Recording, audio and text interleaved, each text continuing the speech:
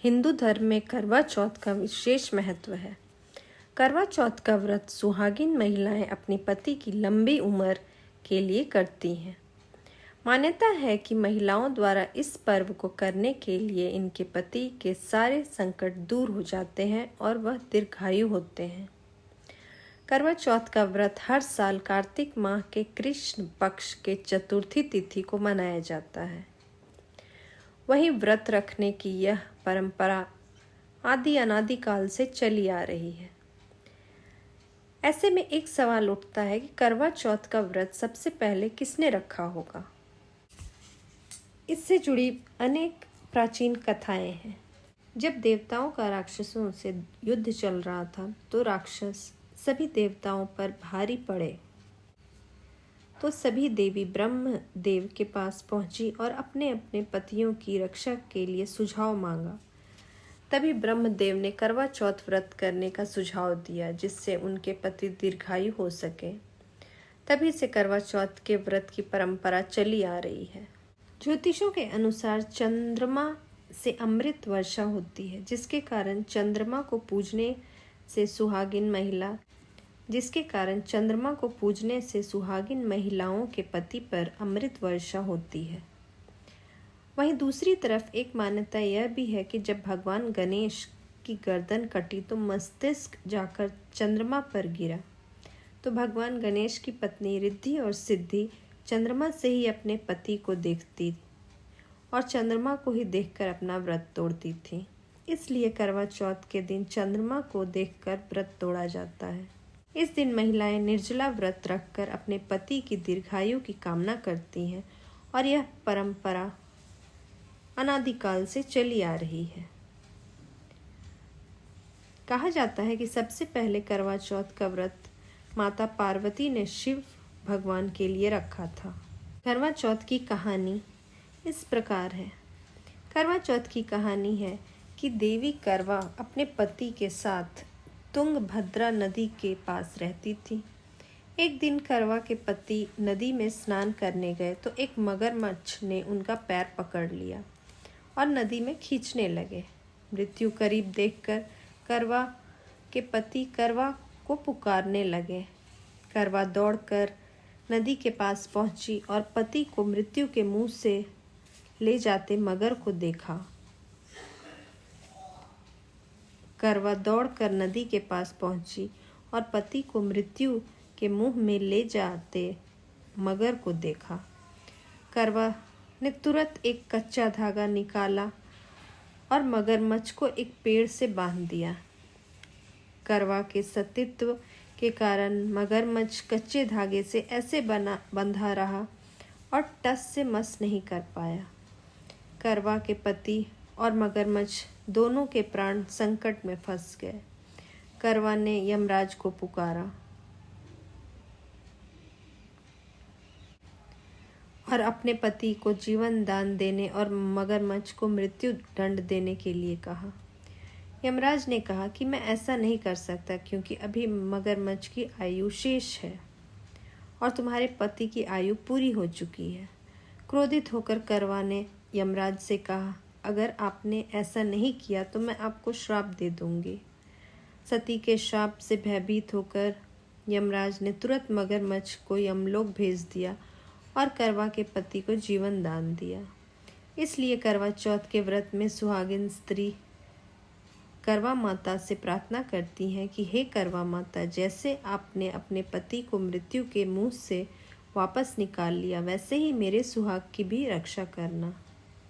करवा माता की तरह सावित्री ने भी कच्चे धागे से अपने पति को वट वृक्ष के नीचे लपेट कर रखा था।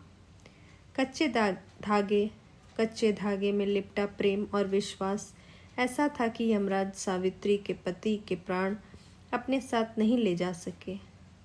सावित्री के पति के प्राण को यमराज को लौटाना पड़ा और सावित्री को वरदान देना पड़ा कि उनका सुहाग हमेशा बना रहे और लंबे समय तक दोनों साथ रहें। करवा चौथ पर सरगी की परंपरा कैसे शुरू हुई। करवा चौथ में कई नियम हैं। इन नियमों में सबसे विशेष नियम है सरगी खाने का। करवा चौथ के दिन सूर्योदय से पहले सरगी खाने का यह नियम है। सरगी को करवा चौथ के नियमों में सबसे विशेष माना गया है। सरगी की परंपरा बहुत प्राचीन है। पौराणिक मान्यता है कि देवी पार्वती ने सबसे पहले सरगी खाई थी। करवा चौथ के दिन व्रत शुरू करने के लिए सरगी नामक एक परंपरा निभाई जाती है। सरगी के बिना व्रत नहीं पूरा माना जाता। सूर्योदय से पहले सास अपनी बहू को सरगी देती है। सरगी में फल, मिठाई, ड्राई फ्रूट, पूजा की सामग्री होती है।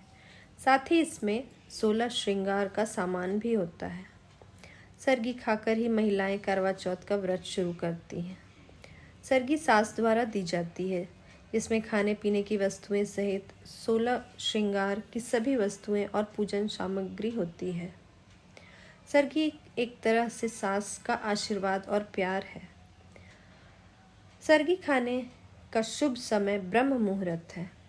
इसका अर्थ है कि सरगी हमेशा सुबह 4 से 5 बजे के बीच में ही खानी चाहिए। सरगी सूर्योदय होने से पहले ही खाई जाती है। इसीलिए अगर आप किसी कारणवश लेट होते हैं तो सरगी सूर्योदय निकलने के बाद ना खाएं। करवा चौथ से जुड़ी सरगी की परंपरा के पीछे 2 प्रचलित पौराणिक कथाएं हैं। पहली कथा के अनुसार जब माता पार्वती ने पहली बार करवा चौथ का व्रत रखा, तब उनकी माँ मैना ने उन्हें सरगी दी थी, क्योंकि उनकी कोई सास नहीं थी। ऐसे में यहाँ से इस परंपरा की शुरुआत हुई। जिस महिला की सास न हो उसे माँ भी सरगी दे सकती है। सरगी की दूसरी कथा महाभारत काल से जुड़ी है। इस कथा में द्रौपदी ने अपने पति पांडवों के लिए करवा चौथ का व्रत रखा था, तो उनकी सास कुंती ने उन्हें सरगी दी थी। इस तरह ससुराल पक्ष से सरगी देने की परंपरा शुरू हुई। इन दोनों कथाओं से यह पता चलता है कि सरगी की परंपरा कितनी प्राचीन है। करवा चौथ की एक और व्रत कथा बहुत ही प्रसिद्ध है। साहूकार के 7 लड़के और एक लड़की की कहानी। एक साहूकार के 7 लड़के और एक लड़की थे। एक बार कार्तिक मास की कृष्ण पक्ष की चतुर्थी तिथि को सेठानी सहित उसकी 7 बहुएं और उसकी बेटी ने भी करवा चौथ का व्रत रखा था। रात्रि के समय जब साहूकार ने सभी लड़के को भोजन करने के लिए बुलाया, तो उन्होंने अपनी बहन से भी भोजन कर लेने को कहा। इस पर बहन ने कहा, भाई अभी चांद नहीं निकला, चांद निकलने पर उसे अर्घ देकर ही मैं भोजन करूंगी। साहूकार के बेटे अपनी बहन से बहुत प्रेम करते थे। उन्हें अपनी बहन का भूख से व्याकुल चेहरा देखकर बहुत दुख हुआ। साहूकार के बेटे नगर के बाहर चले गए और वहां एक पेड़ पर चढ़कर अग्नि जला दी। घर वापस आकर उन्होंने अपनी बहन से कहा, देखो बहन, चांद निकल गया, अब तुम उन्हें अर्घ देकर भोजन करो। साहूकार की बेटी ने अपनी भाभियों से कहा, देखो चांद निकल आया है, तुम लोग भी अर्घ देकर भोजन कर लो।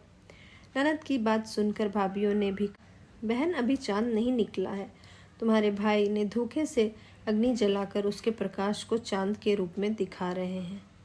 साहूकार की बेटी अपनी भाभियों की बात को अनसुनी करते हुए भाई द्वारा दिखाए गए चांद को अर्घ देकर भोजन कर लिया। इस प्रकार करवा चौथ का व्रत भंग करने के कारण विघ्नहर्ता श्री गणेश साहूकार की लड़की से अप्रसन्न हो गए। गणेश जी की अप्रसन्नता के कारण उस लड़की का पति बीमार हो गया और घर में बचा हुआ सारा धन भी उसके बीमारी में लग गया। साहूकार की बेटी को जब अपने किए हुए दोषों का पता चला तो उसे बहुत पश्चाताप हुआ। उसने गणेश भगवान से प्रार्थना की और फिर से विधि विधान पूर्वक चतुर्थी का व्रत शुरू कर दिया। उसने उपस्थित सभी लोगों को श्रद्धा अनुसार आदर किया और तदुपरांत उसे आशीर्वाद ग्रहण किया। इस प्रकार उस लड़की के श्रद्धा भक्ति को देखकर एक दंत भगवान गणेश जी उस पर प्रसन्न हुए और उसके पति को जीवन प्रदान किया। उससे सभी प्रकार के रोगों को मुक्त करके धन संपत्ति और वैभव से युक्त कर दिया। करवा चौथ की मेहंदी का विशेष महत्व है। करवा चौथ की मेहंदी में रोली, चावल, गुलाब की पंखुड़ी, हल्दी और ज़रा सा इत्र मिलाना चाहिए। ऐसा कहा जाता है कि मेहंदी में रोली और चावल मिलाने से जीवन में समृद्धि और सौभाग्य आता है।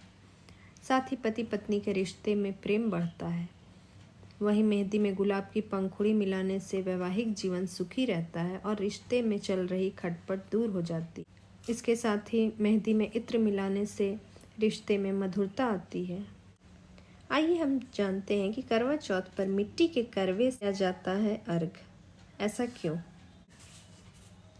करवा चौथ के व्रत में एक खास परंपरा है कि मिट्टी के करवे से अर्घ देने का। अर्घ देने की परंपरा सदियों पुरानी है और इसे मिट्टी के करवे के माध्यम से ही करना एक विशेष धार्मिक महत्व रखता है। मिट्टी के करवे को शुभ और शुद्ध माना जाता है, जो धरती से जुड़ी प्राकृतिक ऊर्जा का प्रतीक है। यह करवा पति पत्नी के अटूट संबंधों का भी प्रतीक है, जो मिट्टी की तरह मजबूत होते हैं। करवा चौथ का व्रत सीधा माता सीता से भी जुड़ा हुआ है। एक पौराणिक कथा के अनुसार जब भगवान राम वनवास में थे, तब माता सीता ने इसी प्रकार व्रत किया था। उन्होंने अपने पति की सुरक्षा और लंबी उम्र के लिए उपवास रखा था। कहा जाता है कि उन्होंने मिट्टी के करवे से भगवान को अर्घ दिया, जो आज भी करवा चौथ की परंपरा में शामिल है। यह भी माना जाता है कि जिस प्रकार माता सीता ने भगवान राम के लिए व्रत रखा, उसी प्रकार आज की महिलाएं भी अपनी पति की रक्षा और लंबी उम्र की कामना करती हैं। मिट्टी के करवे से अर्घ देने का यह रिवाज तभी से चला आ रहा है। धार्मिक पहलू के साथ साथ मिट्टी के करवे से अर्घ देने का वैज्ञानिक पक्ष भी है। मिट्टी से बने करवे पर्यावरण के अनुकूल होते हैं और इन्हें इस्तेमाल के बाद आसानी से पुनः धरती में मिलाया जा सकता है। इससे प्रदूषण नहीं फैलता। इसके अलावा मिट्टी से बने बर्तन स्वास्थ्य के लिए लाभकारी होते हैं।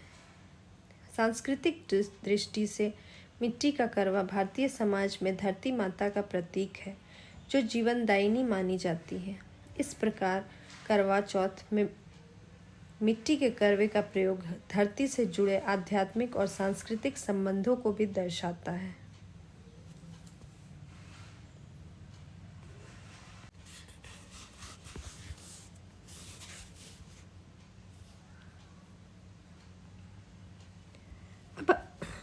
अब हम जानते हैं कि करवा चौथ आइए हम जानते हैं कि करवा चौथ पर मिट्टी के करवे से दिया जाता है अर्घ। ऐसा क्यों? करवा चौथ का व्रत भारतीय परंपराओं में एक महत्वपूर्ण स्थान रखता है। इस दिन सुहागिन महिलाएं अपने पति की लंबी उम्र और सुख समृद्धि के लिए उपवास करती हैं।